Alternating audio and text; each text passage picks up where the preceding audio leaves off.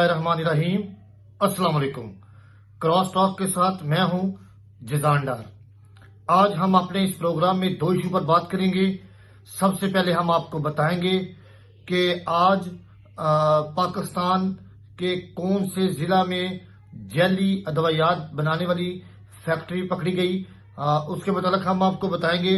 और उसके बाद दूसरा, पाकिस्तान में जो पतंगबाजी है वो एक खतरनाक खेल बनता जा रहा है, उस पर हम बात करेंगे। तो आइए सबसे पहले हम चलते हैं, जैली अदवायात कहाँ बनती हैं, कैसे बनती हैं, उसके मुताबिक हम आपको बताएंगे। आज जैसा कि आपको पता है कि पंजाब में जैली अदवायात जो सी हैं वो बेशुमार अजला में बनाई जा रही हैं। उनमें मंडी बावलदीन, शेहूपुरा, लाहौर, उसके बाद देगर ऐसे कई इलाकाजात हैं जहां पर ये जैली फैक्ट्रियां दवाइयात बनाती हैं। उनको आज ड्रग कंट्रोल कमेटी ने जो सा है पकड़ लिया है। वो हम आपको बताते हैं कि ये फैक्ट्रियां लोग कहां बनाते हैं। ये फैक्ट्रियां लोग गैर आबाद और गैर गुंजान इलाकों में बनाते हैं, जहां पर किसी का कोई आना जाना ना हो, किसी को कुछ पता ना हो। लेकिन जो ये फैक्ट्रियां बनाते हैं वो फैक्ट्री किसी और नाम पर रजिस्टर्ड कराते हैं, लेकिन अंदर जो सा है वो 2 नंबर धंधे का काम कर रहे होते हैं। तो आज मरियम नवाज शरीफ वज़ीर आला पंजाब साहबा के हुक्म के मुताबिक मंडी बावलदीन के अंदर जो सा है जैली अदवायात का स्टॉक पकड़ा गया है। फिर उसके बाद जो मरियम नवाज हैं उनके हुक्म के मुताबिक सुबह भर में जैली अदवायात गैर रजिस्टर्ड और गैर लाइसेंस याफ्ता जो अदवायात बनाते हैं उनकी प्रोडक्शन के खिलाफ क्रैकडाउन शुरू हो चुका है। ये बात तो एक तरफ है, लेकिन हमारे पाकिस्तान के अंदर अनपढ़ लोगों के पास भी फैक्ट्री बनाने का लाइसेंस मौजूद है। फिर उसके बाद जो मेडिकल स्टोर पर काम करते हैं, जो मेडिकल स्टोर चलाते हैं, उनका लाइसेंस कोई इस्तेमाल कर रहा होता है और वहां पर कोई काम कर रहा होता है। और फिर उसके बाद जब उस फैक्ट्री के अंदर छापा मारा गया तो उस फैक्ट्री के अंदर हम आपको अपनी पिक्चर्स में दिखाएंगे कि वो जो जैली दवाइयात जो सी थी वो कैसे बनाते हैं। उन्होंने एक यानी कि जो एक्सपायरी जो सी सिरप वगैरह होते हैं, दवाइयात होती हैं, उनको यानी कि जो जिनकी डेट थोड़ी सी आगे बढ़ी होती है उनके साथ मिलाकर उनको पैक किया जा रहा था। अब ये देखिए कि ये कैसे लोग हैं, ये कौन से दरिंदे लोग हैं कि जो हर इंसानी जिंदगी के साथ खेल रहे होते हैं सिर्फ चंद पैसों के एवज। अब ये तो इन चंद इलाकों में पकड़ा गया है। ये तो पूरे पाकिस्तान के अंदर न जाने कहां कहां ऐसे दरिंदे लोग बैठे हुए हैं जो अपनी हराम की कमाई कमाने के लिए ऐसे घटिया काम कर रहे होते हैं, उनको शर्म ही नहीं आती। अब अगर देखा जाए तो कई अस्पतालों के अंदर जो डॉक्टर्स हैं वो भी इन मेडिकल जो से है दवाइयात वाले उनके साथ मिल जाते हैं और उनकी दवाइयात जो उनसे बिकाते हैं और उनसे पैसे लेते हैं, ये काम करते हैं। ये भी धंधा बड़ा आम है। अब ये देखना है कि तमाम सूबों के अंदर जो ड्रग कंट्रोल कमेटी जो सी है वो कैसे काम करती है और इन लोगों को कैसे पकड़ती है। अब दूसरी तरफ चलते हैं मेडिकल स्टोर्स वगैरह के ऊपर। अब मेडिकल स्टोर जो होते हैं वहां पर ना सिर्फ दवाइयात मिलती हैं बल्कि गैर ममनुआ दवाइयात भी मिलती हैं, जो कि हुकूमत पंजाब के लिए और जो तमाम जिला इंतजामिया है उनके लिए ये एक अलमिया है कि उनकी नाक के नीचे ये कैसे गैर ममनुआ अदवायात बेच रहे हैं। इनके खिलाफ एक्शन लेना चाहिए। और हमारी इतला के मुताबिक हमें यह भी बताया गया है कि जो ड्रग इंस्पेक्टर्स हैं वो तमाम मेडिकल स्टोर्स और देगर डॉक्टरों के साथ मिले होते हैं, उनसे पैसे लेते हैं, बहुत साथ मिलकर उनकी दवाइयां बिकवाते हैं। ये कैसे दारों के अंदर लोग बैठे हुए हैं, ये कैसे हलाल हराम की कमाई खा रहे हैं। इनके खिलाफ वज़ीर आला पंजाब ना सिर्फ बल्कि जो कानून नाफिज करने वाले इदारे हैं वो भी इनके खिलाफ एक्शन ले।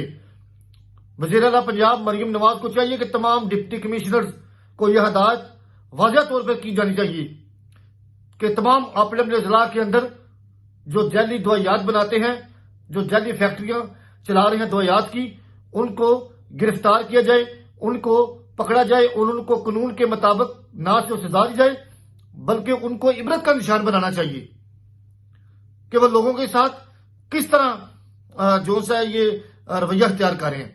और उसके बाद कई ऐसे हमने अस्पतालों के अंदर देखा है कि प्राइवेट अस्पतालों के अंदर कि एक्सपायरी जो सी हैं मेडिकल्स की दवाइयात बिक्री होती हैं, लेकिन वो बाद में माजरत करके कहते हैं कि वो पता नहीं चला हमें।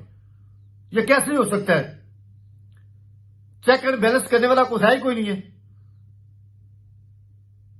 तो इसके ऊपर सख्त एक्शन लेना होगा। तमाम जो जिले इंतजामिया भी इसके लिए मुतहरक हो जानी चाहिए और जो मेडिकल स्टोर्स हैं उनकी कड़ी निगरानी की जानी चाहिए। बहुत शुक्रिया जी। तो अब चलते हम अपने प्रोग्राम के दूसरे हिस्से की तरफ।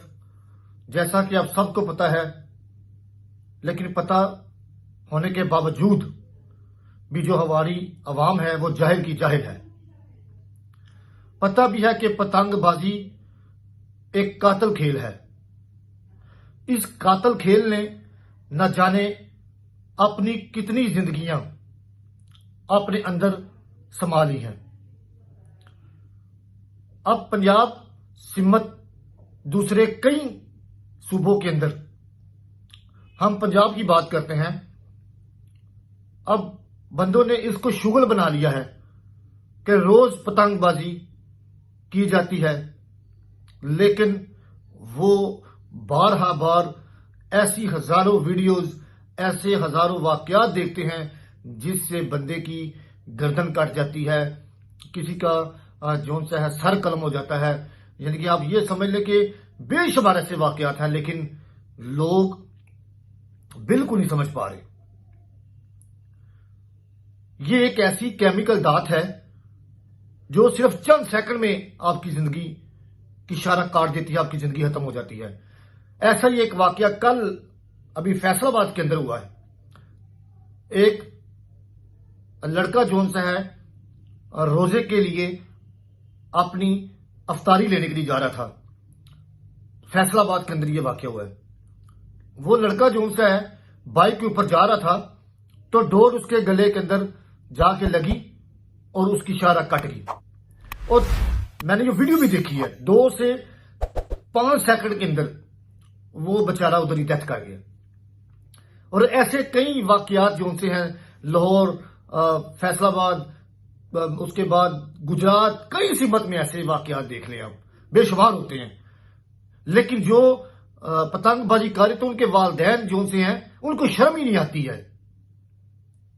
उनकी माओ को, किसी को कोई शर्म नहीं है कि ये एक ऐसा कातल खेल, ऐसा खूनी खेल है कि इससे बाज आना चाहिए।